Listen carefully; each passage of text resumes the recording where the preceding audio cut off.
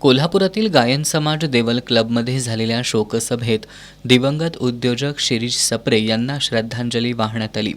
Deval club, Kolhapur chamber of commerce, SMAC, Gunidas foundation आणि कोल्हापुरातील अनेक सामाजिक संस्थांच्या वतीनं या शोकसभेचं आयोजन करण्यात आलं होतं. यामध्ये अनेक मान्यवरांनी त्यांच्यासोबतच्या आठवणींना उजाळा दिला. यावेळी उद्योग, कला, राजकीय, सामाजिक, शैक्षणिक अशा सर्वच क्षेत्रातील मान्यवर उपस्थित होते.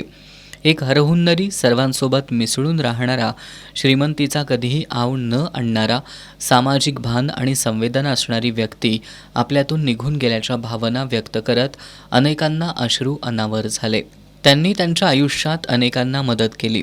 त्यांनी कोल्हापूरमध्ये मोठ्या स्तरावरचं आधुनिक नाट्यगृह नसल्याची खंत अनेक वेळा मित्रांजवळ बोलून दाखवली होती.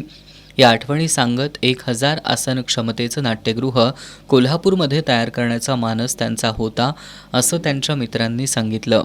कोल्हापूर चेंबर ऑफ कॉमर्सचे अध्यक्ष संजय शेटे यांनी सर्वांना मदत करणारा, आपल्याकडे आलेल्या कुणालाही मोकळ्या हातानं परत न पाठवणारी अशी व्यक्ती निघून गेली. त्यांच्या जाण्यानं उद्योग क्षेत्राची खूप मोठी हानी झाली आहे, जी कधीही भरून येणार नाही. त्यांनी स्थापन केलेला गुणीदास फाउंडेशन त्यांनी एका वेगळ्या उंचीवर नेऊन ठेवलाय.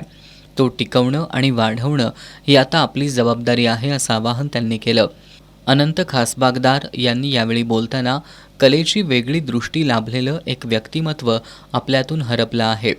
त्यांनी कलाकारांना नेहमीच मदत केली, तसंच कलाकारांना प्रोत्साहन देत नेहमीच पाठबळ दिलं, अशा भावना व्यक्त केल्या.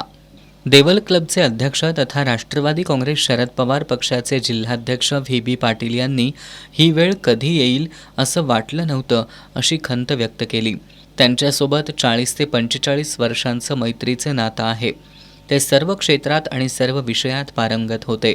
त्यामुळे ते एक चालतं बोलतं विद्यापीठ होतं, असं व्यक्तिमत्व जाण्यानं खूप मोठी हानी झाल्याच्या भावना त्यांनी व्यक्त केल्या.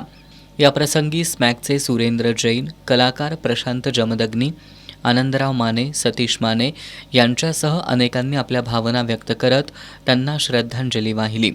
शोकसभेच्या शेवटी त्यांच्या आयुष्यावर आधारित चित्रफीत दाखवण्यात आली.